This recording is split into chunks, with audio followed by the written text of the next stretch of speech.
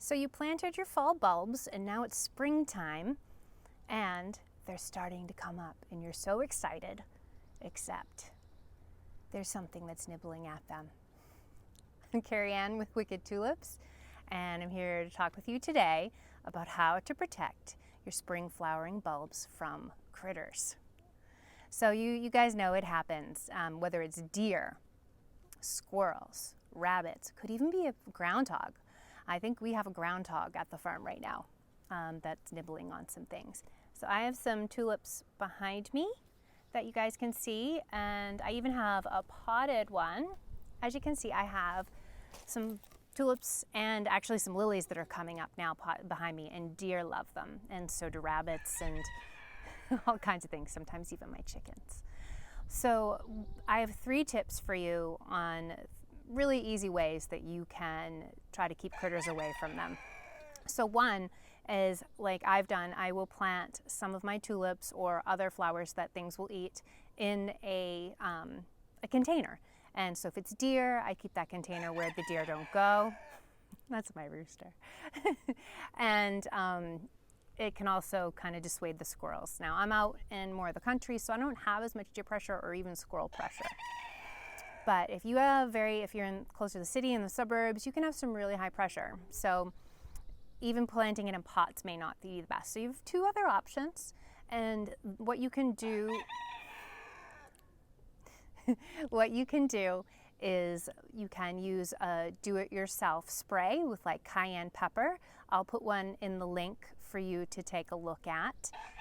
But really you can just go on and find something that works, and you have to spray it. But unfortunately, when it rains, you're going to have to respray. So you can make one, or you can use one that you purchase called Liquid Deer Fence, or there's several others on the market. We've used Liquid Deer Fence, and that's helped us with the deer and also with just anything nibbling on it. They don't seem to like it, so that's super helpful.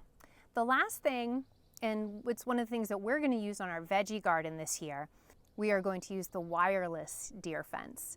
And that is really handy. It's like 3 prongs that you just stick in the ground, and it has like a little bait on it. Like I think it's either peanut butter or it smells like acorns, something that deer really like. When the deer come in and they sniff it or they lick it, just gives them a tiny, tiny, tiny, like it's just battery operated, a tiny little zap. And so it's basically training them that it's not safe to come in that area. So we're gonna use that. We're just gonna buy either, if you buy 1 pack, it's a set of 3. So we might buy 2 packs and move it around our garden. C.L. Fernari, the garden lady of Cape Cod, she totally turned me on to this several years ago, and she used it on her property, which has tons of deer, and she has so many flowers. So I figure if it works for her, it can work for me. And so I wanted to pass those tips on to you guys, so that hopefully you get to enjoy your flowers, because what a bummer, you plant them and then you look outside and something has eaten them. So the sprays for like squirrels and rabbits really works well. The deer, that can work too, but you have to reapply. You have to reapply for everything. But if you really have a deer problem, I suggest a wireless deer fence, and we'll put all the links in there for you. And I hope that helps. Don't forget to subscribe and click the bell so that whenever we post a new video with a how-to on tulips or give you some gorgeous photos about our tulips, you won't miss it. I would love to hear about what works for you. Do you have a recipe that really works? Have you used the wireless deer fence and it's worked for you? Tell me what you guys do.